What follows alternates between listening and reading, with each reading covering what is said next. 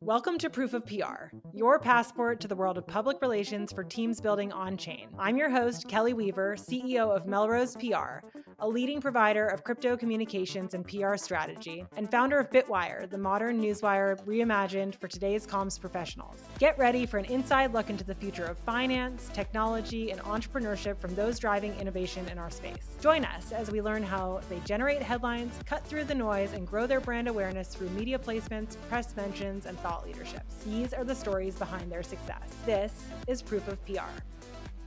Hi, everybody. Today, I am so excited and grateful to be joined by the one and only Bhaji Illuminati, who is the CEO of Centrifuge and someone I've known for a long time. I'm so grateful to be here with you today, Bhaji. Welcome to Proof of PR. Thank you so much. Honored to be here. Tell me about your transition. You recently took this role as CEO in the past few months.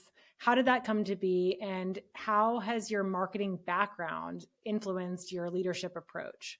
Yeah, so my marketing background has always been somewhat unique. I've kind of worn the role of strategy and operations in addition to marketing in most of the organizations I've been in. So I've always come in very early stage, usually pre-seed, usually between 5 and 15 employees, so very small, and worked really closely with the founding team to not just build the marketing strategy, but also influence the overall company strategy as well.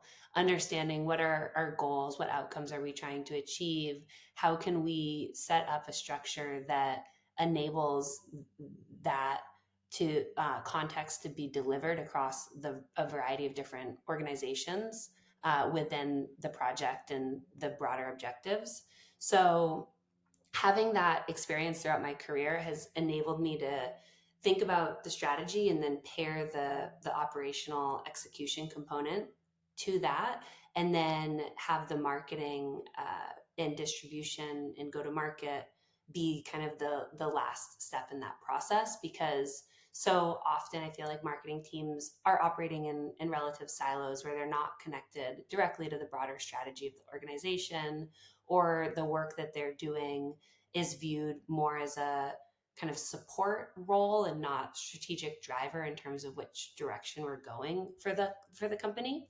So having throughout my career, having had the influence on the strategy and operations side as well, has given me a unique perspective of how to, one, communicate the work that we're doing in marketing. So tying it back to outcomes and KPIs, and always kind of effectively showcasing the why behind the tactics, so that it does seem so that it is more of a strategic function within a company.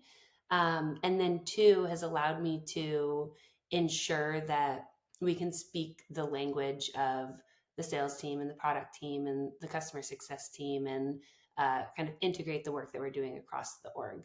So coming into Centrifuge, that was something that I kind of stepped into pretty early on, was building out the marketing motion and the marketing function, and then working really closely with the founding team and Lucas, and building out some rigor and structure around the strategy and the operations as well. And then just under a year after I started, I took over the head of sales role as well. So then started working across both marketing and BD and sales. And then it was kind of a natural evolution for me to take on the CEO role, that I worked really closely with Lucas on, our previous CEO, as he stepped into a board role and an advisor role, where now he's able to maintain the relationships that he's cultivated over the years, still work really closely with the DeFi founders that he has built relationships with, work really closely with us as we think about how we continue to innovate and evolve in the DeFi space, but take a step away from the day-to-day and the operations. So it was really a natural progression of what he's most interested in, and then how I had kind of grown in the role since joining Centrifuge and established the work that I was focused on here. So it's interesting, because a lot of what got us to where we are today is the deep technical knowledge and expertise and the incredible work that Lucas has put in over the last 7 years. And what will get us to where we need to go next is market education and adoption and growth, and how we're ensuring that we're finding users and use cases and really maximizing the impact of the product that we've developed. So, of course, we still have an incredible CTO, Jerome, our tech leader, and we have deep functional expertise and a very robust roadmap that we're building on the product and the tech and the various functions of the business. But the large gap that we're filling in terms of the major unlock for the next stage of our growth is really on the go-to-market side, and ensuring that we're bringing the next wave of institutional asset managers in. We're building the next key building blocks in terms of the infrastructure and the ecosystem side. And then we're really starting to see adoption and growth and pick up on the TVL side and demand side for these products that we're tokenizing. I feel like that's such a good advice that you just shared for marketers in general, is don't see your function as just a micro piece of the puzzle, have a bigger view picture of how it fits into the entire organization, because that's what you've done here. And you're right, like the timing is so positive for what you're looking to do in this next phase. Yeah, and a lot of marketers are really focused. Another piece of advice is that a lot of marketers are really focused on external communication and storytelling, and forget about, and this isn't just marketers, this is everybody, but internal communication and storytelling.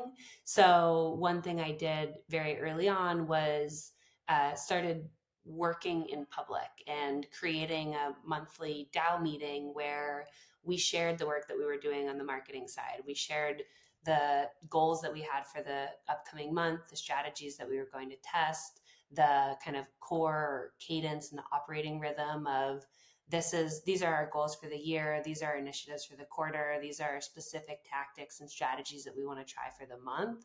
And this is why we're thinking about it in that way. So that, first of all, you can frame the tactics and the activities all the way up to the goals, so that you are always speaking in terms of why are you doing what you're doing. And then by creating that cadence, we can look back. So we say, this is what we tested. This worked. Awesome. We're going to continue to do it. This didn't work. Awesome. We learned from that, and now we won't do it. So acknowledging what works and what doesn't, you can learn equally as much from both of them. And being very proactive in that communication, you're able to set the expectation that others have for you. First, if you're quiet and your head's down and you're really focused on building and pushing out, you're still delivering great work and great content, but oftentimes people are kind of missing all of that goes on behind the scenes, or they're coming to their own conclusions around what the outcome of that is because you're not providing that additional context. So my advice there to a lot of folks that I talk with is like, think about internal communications and storytelling in the same way that you do external communications and storytelling, because that's how you really rally the team around you and get the leaders in the community excited about and dialed into the work that you're doing, so that when there's hard times, which there inevitably are, if there's down months and metrics aren't hitting what your goals are set, they have confidence that you can connect the ultimate strategy to the execution, and that you can pivot and adapt and make those changes as needed. Terrific advice, especially because in Web3, the community is so vested in this. And so if you're keeping them abreast of what's going on, then there's not egg in your face when like inevitably things take a downturn. So exactly. Yeah. And we've gotten so many good ideas from the community too. So it's equally sharing and providing insight in terms of what we're working on as it is getting input and ideas of other things that we could potentially be exploring. how has your leadership philosophy evolved as your career has shifted? Yeah, so it's really evolved from in the early days being very execution focused. I always prided myself on rolling my sleeves up and wearing many different hats and being able to deliver extraordinarily quickly and well, to now it's really systems and people focused. So taking a step back, finding the right people to drive projects forward, giving them ultimate goals and direction of where we need to go, without necessarily always a specific path of how we get there, because that motivates high performers to be able to find these solutions on their own. It enables me to scale me by kind of bringing in the right people who have that functional and domain expertise within their realm. And then ensuring that we have the systems in place to support that growth. So how can we remove unnecessary and kind of repetitive tasks so that people can focus more on the outcome and doing the great work that we need them to. One of the things that you've done a beautiful job of since entering the crypto space and really positioning Centrifuge as a leader in the RWA space is the RWA Summit, which is now very well known, was your brainchild. Talk me through how that came to be. What are the details that you kind of, I know some of them, but like what makes it so special and how did that all come to be? Events are the lifeblood of crypto, as I came to find out very quickly upon entering the space. And what we were doing back in the day was we were just doing a lot of big sponsorships. So we would have a booth at Mainnet and Permissionless and Consensus and these major events. And those events are incredible, don't get me wrong, but it's also very challenging when you have a B2B business with a more niche use case where only a small group of folks that go to those large conferences are relevant for Centrifuge. So we're spending a lot on these activations. It's a huge portion of our marketing budget. And in the end, we weren't really walking away with that many high quality conversations and leads as a result from that. So that led us to take a step back and think about how do we capture the value of in-person events? How do we bring our community together and do it in a way where we can get more of a positive outcome from it? So we created the RWA Summit. We hosted the first one in 2023. And at the time, it was pretty different. Now there's quite a lot of organizations that have done a similar structure, but we made it very small by design. So 250 people, all application gated. We went through every single application. We read why they wanted to come. We made sure that they have a mandate towards tokenization. So they're coming to actively participate in the conversation and contribute just as much as they take. And they don't need to be sold on the why, but they want to talk about the how and what we can do to actually move this industry forward. So we accept about 10 to 15% of applicants because we are very curated with who we want in the room.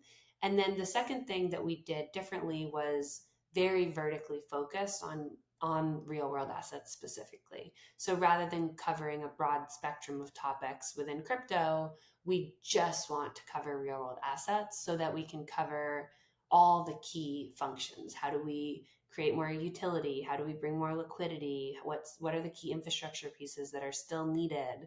And creating space to go into all the key topics that are important for growth of this sector. So that's why people loved the event, because it's very focused and it's very curated. From a marketing standpoint, the value we get from it is incredible. So it's cheaper than traditional mainstream event sponsorships. We're able to fully control the narrative. So ensuring that we're bringing the right folks who view real world assets and the opportunity ahead in the same way that we do. We're able to use it as a business development tool where we can bring in key executives from prospects and partner organizations who we might not have a relationship with on the sales side. We bring them in through the marketing funnel as speakers or as contributors, and then that allows us to start to build that relationship.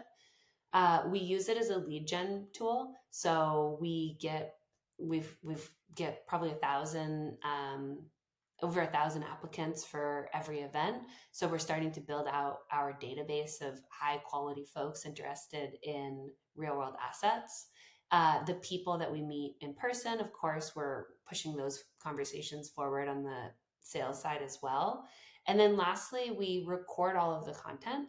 So we're able to use that to fuel the marketing calendar for many months thereafter, turning it into white papers and using those quotes to kind of supplement content that we're pushing out, creating short form videos from key snippets from the different sessions that we talked about, putting it all on YouTube. So it really gives our team a lot of fuel to use. It is a lot of work though. So to have a successful event, it doesn't need to be that large of scale. I see a lot of folks just doing side events at major industry conferences, and those work really well too. My advice there is, to the extent it makes sense with the space, like we always try to do at least some content programming. We don't get a ton of value from just happy hours or just networking events because there's so many. And when people are looking at their event schedule and trying to figure out their side events, if they're just hopping from event to event for some free drinks, like that's not going to leave a lasting impact. But if they're coming and they're hearing a fireside chat and a panel discussion talking about the problem that you're solving, the work that you're doing, and some interesting takeaways and conversation starters before going into the happy hour, then that allows you to pair the lead generation, the networking, the brand development with that thought leadership and the resources that are really helpful for the follow-up and getting the most value out of those types of events. But yeah, RWA Summit, I mean, started as a test back in 2023. We had some great partners. We had Coinbase, Circle, Galaxy, a lot of partners that came in early on to help shape how we build it. And then last year we had 6 events. This year we've had 3 already. So really growing and scaling that and having it be a key tent pole for the industry, and also a really strong component of the Centrifuge community that we're building and the work that we're doing to push forward educational content for RWAs. Well, I feel like in all of these things, you just make it look effortless. And one of the last questions that I wanted to ask was really about, because I know we share motherhood in common. And, I've seen you balance a very successful career and also, like while simultaneously starting a family, and now you have 2 beautiful children. Do you have advice for those who are like, building these incredible careers and looking to start a family as well? Yeah. My advice is do it. It's possible. It might seem scary and you might not know all the answers yet, but it's so rewarding in both regards. Um, what I've found, where I find myself to be stressed, is when I'm trying to do it all at the same time and I'm not fully focusing on one or the other. So if I'm, like it in the living room trying to play with my kids and trying to respond to Slack messages, then I'm like not focused enough on family and I'm not focused enough on work. So what has worked really well for me is when I really compartmentalize those. So sitting in my office and focusing on work for 10 hours and then carving out 2 hours between, work being done and bedtime where I can really focus on family and feel very present in those moments. And then afterwards, if I need to do more work, can do that. That's what's allowed me to feel fully present and able to dedicate what I need to work and what I need to family without being conflicted between the two. I think generally it's like always trying to, coming back to the notes, it's like always trying to ensure that you are getting something that you're proud of done every day. So if you have a limited amount of time and you have to balance a zillion things, it's like, what's that one thing that I can look back on the day and say, I actually got this done. It wasn't just responding to emails and Slacks and busy works all day. So that's been helpful for me as well. And then it's just like cool. I mean, the kids, I have 2 daughters, and my 3-year-old like pretends to work all the time and she loves it and she wants to be a part of it. So letting them kind of see that and see a working mom, I think, is a nice way for them to grow up and like have ambitions themselves. So try to bring positivity and energy and excitement into the work that I'm doing so that that translates to the family and the way that they interpret that work as well. I love that so much. And I have the same experience, and it's very rewarding. And I love when I ask them what they're doing. They say, "Oh, I'm working." So cute. It's so cute. I absolutely love it. So in closing, what do you foresee as next for our industry, and how can marketers keep up with these ever-changing narratives? Yeah, so I think it's about just constantly talking to people, being online, looking on Twitter, seeing what's happening, reading the news. Like there's so much information that it changes on a daily basis. The more connected and the more dialed in you are, the more success that you'll have. There's incredible communities where you can get information in real time. So I'm part of a AI group, I'm part of a CMO group, I'm part of a RWA group, and so I'm kind of signing up for as much as I can to be on the front line of that information. Um, so I think how marketers can stay ahead is thinking about how the work that we're all doing is helping to contribute towards driving the industry forward, and doing that by being the first to find this information, thinking about what's the impact that that has. So going beyond the headline and the information, but what does that actually mean for us and for the industry? And then being the champion of that internally and externally, of how we take that information and we translate it into action. So I think marketers starting to think about themselves more than just marketers. Not that marketing's bad, but like not being afraid to step up and participate in the strategy conversations and the go to market conversations and the BD conversations, and integrating marketing more deeply across the organization is the way that marketers can continue to have a seat at the table and be a really important strategic driver of the business as things change so quickly. Do you have any awesome AI tools to keep up with it all or synthesize information? Because I would love that. Yeah, that's another call to action for any listeners on the call today. I'm Can you just read right my now. Telegram and give me the highlights, please? I'm testing all of them. There isn't one that has been like an absolute unlock for me. I have been using a tool called Howie, which is an AI assistant that you can copy into your emails. It does scheduling for you. Somebody just told me about a tool called Fixer, Fyxer.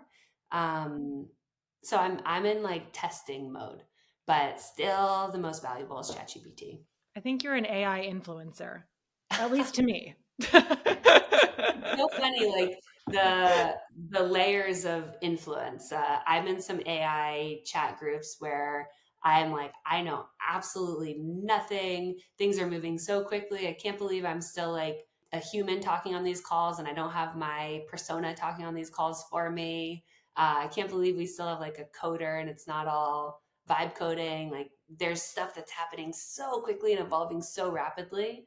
And then I talked to some other folks that like aren't even using ChatGPT. So it's the scale of the circles that you're in and the information level that you're at that's really quite interesting. So whenever I get into the like deep knowledge case where I'm, so far behind, I like to take a step back and talk to, you know, people like you, where I feel like, maybe I do know what's happening on the AI innovation side. Because I'm just having to train my brain to remember to use it, because it's such a tool when I remember that it's there and available. You're Well, doing thank you. great, Kelley. Thank you. It continues to help me, and I've learned a lot on this. So thank you so much for taking the time. Where can people keep up with you and the latest at Centrifuge? Yeah, Centrifuge. We're on every social platform. So centrifuge.io. And then my social account is It's Bhaji. So find me online, and would love to keep in touch, and happy to be a resource for anyone either getting into marketing or growing in their marketing career, or thinking about how to create best practices and cadences for the marketing strategy within your organization. Thank you so much, Bhaji. Great to have you. Thanks for the time. Thanks for tuning in to Proof of PR. This episode was brought to you by Bitwire.com, the modern newswire reimagined for today's comms professionals. If you enjoyed this episode, be sure to subscribe, rate, and review us wherever you listen today. To stay up to date on upcoming guests and news, visit proofofpr.com or follow us on Twitter at proofofpr. Until next time, keep learning, innovating, and hodling.